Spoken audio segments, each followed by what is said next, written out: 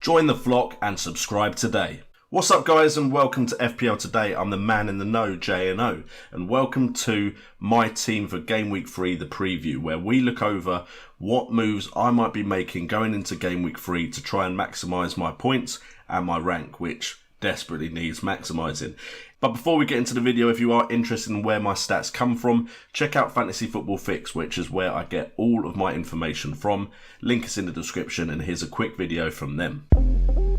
Use artificial intelligence and Optastats to build your new squad for the new season. Analyse the highest owned players and most popular starting squad currently entered into the FPL. Upload your squad at fantasyfootballfix.com now to improve your FPL performance. Click the link below or head over to fantasyfootballfix.com to get started. Anyway guys, let's get on with the video, and we start off of course with updating you on my amazing, absolutely fantastic game week rank, which is not that amazing at all really. Overall at the moment I'm ranked at 2.308 million, and the game week rank from game week 2 is around 4.975 million. Fantastic numbers, I know. Currently on 109 points. My saving grace is the fact that I see what points other people are on around the top 200 and 100k, and I'm only around 40-50 points behind them. Still a way to go for the rest of the season, so hopefully I can make those numbers up. 32 points last game week was very disappointing. A lot of people disappointed with scores in the 40s, and I wasn't even in that. But we move on to this week, and hopefully a much better game week for me, so I don't feel so miserable when making videos leading up to game week 4. So we start off with just showing you what my team would look like if I make no transfers, and we're sticking with Pope in goal because Button is just a £4 million placeholder. Pope against Wolves away, I'm hopeful for some save points, but I'd imagine Wolves could get a victory here. But Wolves from last year sometimes didn't do too well in games where we expected them to do well in, so maybe Pope can get a clean sheet and some bonus points here. Not too sure I want that when you see the rest of my team, however.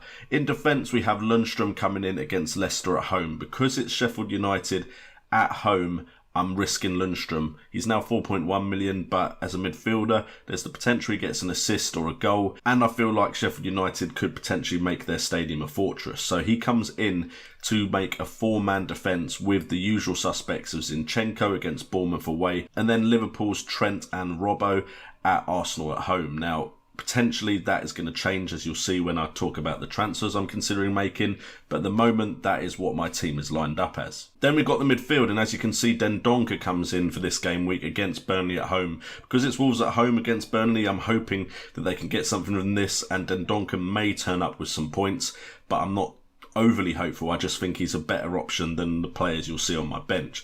Then we've got Salah and Sterling, Arsenal at home, Bournemouth away, just like the defenders. And then at Jose Perez. Now, the likelihood of him still being in the side is actually higher than I assumed. I haven't been impressed with Perez, but Sheffield United away, maybe Leicester start to perform a bit better and Perez can get on the end of something, but he hasn't looked that good, I'm not going to lie. The only reason he is potentially going to stay in the side is because to get the money for the transfers I want to make, I need to transfer out some other players. And then up front, we've got Deulofeu at home to West Ham and Jota at home to Burnley. Now, haven't been too impressed with either of these players, but these look like fixtures where they could get some points. So might they stay in my side for one more game week? There's the potential for that, purely again because of the moves I want to make elsewhere. The captaincy armband is most likely to go on Raheem Sterling this game week, and vice captain on Salah, because they are my main two captaincy picks. I don't really see myself playing it on anyone else. Even with the transfers I'm planning on making, the captaincy and vice captaincy is very unlikely to change unless I hear something in a press conference suggesting Sterling isn't going to play. And then on the bench we have Button, of course, because he's never going to get off that bench. Wilson, Fraser and Rico make the rest of the bench up because I just don't fancy Bournemouth against Man City, even if it is at home. Now, could Wilson and Fraser get some attacking points? Yes, there's a very good chance they will, especially as I've benched them. However, I am hopeful of a Man City clean sheet, and this may change once the transfers go in, but right now I just feel like I'd be annoyed at myself if Bournemouth don't get any attacking returns and I played any of these players. But now for the part of the video you've actually been looking forward to, what transfers am I actually considering making going into game week 3. Now, I have 2 transfers. Potentially, I'm going to take a -4. And the 4 players I'm very interested in is Kevin De Bruyne at 9.6 million, Pukki at 6.8, Digne at 6 million if he's not injured, and then Barnes at 6.6 million. Now, Barnes, asterisk there, is a player I'm interested in just because he hasn't risen in price as much as Pukki, and for the other players I want, potentially, he is the move I'm going to have to make for one game week. Is Wolves away, but he did manage to score against Arsenal. Maybe he'll pick up a goal against Wolves, and it is Pukki against Chelsea at home, so fingers crossed for at least one game week's worth of good luck. However, Kevin De Bruyne is the player I'm really interested in.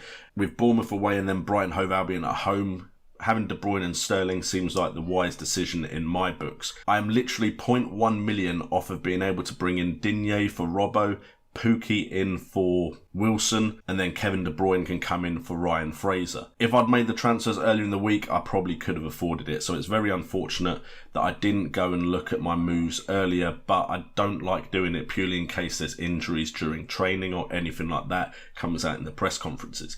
This is being recorded before the press conferences, so hopefully, fingers crossed, something comes out that makes my decision to not transfer early make some sense. So it looks likely that De Bruyne, Digne and Barnes will have to be the move that I make. A little unfortunate, but Pukki with Chelsea at home, I'm just hopeful that maybe I can have a week's saving grace and Pukki doesn't score too many against Chelsea. If we have a look at the underlying stats for these players, it explains a little bit more why I want these players in my side. Kevin De Bruyne at 9.6 million this season has had 3 assists out of 2 games with 5 shots on goal, 3 from inside the box, 2 on target. Big chances, none, but expected goals of 0.2. His expected goals isn't that high. I am happy, however, that he's had 5 shots and 3 of them have come from inside the box. And having watched some Man City games, he does seem to be more advanced than he has been in previous seasons where he seemed to be playing a bit deeper. But also it's the chance creation that makes Kevin De Bruyne so interesting to me, with 12 chances created, 3 of which have been on target, which all have turned into assists, and expected assists at 1.9. Now, he may not keep up this return of assists, but he just looks like a player in form right now and hungry to prove himself this season. And even if he just does match his expected assists, that will be a good return for the season at 38 assists. Unlikely, but it would be nice. The other player I really want, unfortunately, is Pukki, which seems to be just outside my price range right now. 4 goals from 10 shots on goal, all from inside the box with 7 on target is a great return.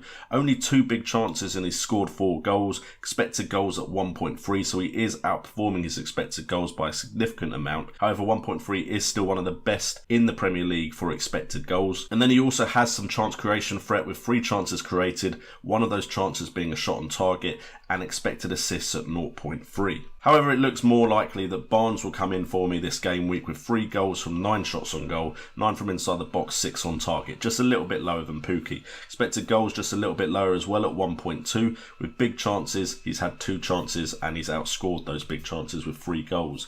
No chance creation to speak of with Barnes, but he does look like a player that, again, might have a very good season and seems to be improving with age, becoming very clinical in front of goal. But season long, I would prefer Pukki. Then we've got the defence. To save some money for the likes of Kevin De Bruyne, I need to downgrade in places, and I've decided I don't really like doubling up on Liverpool defence anymore, which means I'll probably get clean sheet and both get attacking returns now. However, Digne at 6 million, if he isn't injured and looks likely to play, is my favourite option season long, with 1 assist from 4 shots on goal, 2 from inside the box, 1 shot on target, which was a big chance, and expected goals at 0.2. But chance creation is also really good for Digne, with 3 chances created, all of them being shots on target, and expected assists at 0.3.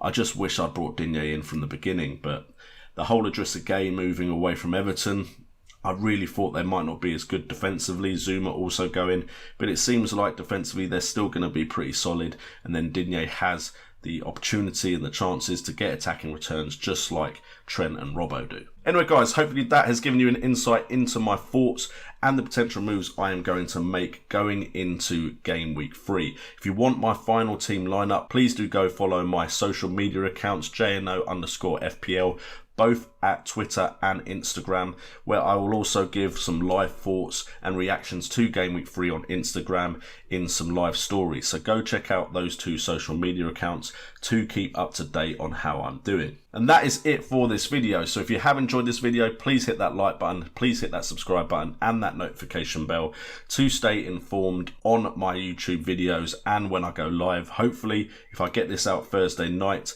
I will be going live sometime during the day on Friday before the game week starts. And check out all the various links in the description down below, including Fantasy Football Fix, who are a sponsor of this channel, and also my Patreon, where for $1 a month you get to join a season and monthly games, as well as a Discord channel where we talk FPL. I see it popping off today on Thursday on the Discord channel where we're talking to each other about our sides. So come join us there, where I may also start to include some phone calls to people through their voice chat feature. So if you're interested in that, do go check out my Patreon. I've been JNO, this has been FPL Today, and remember, it's all about the game.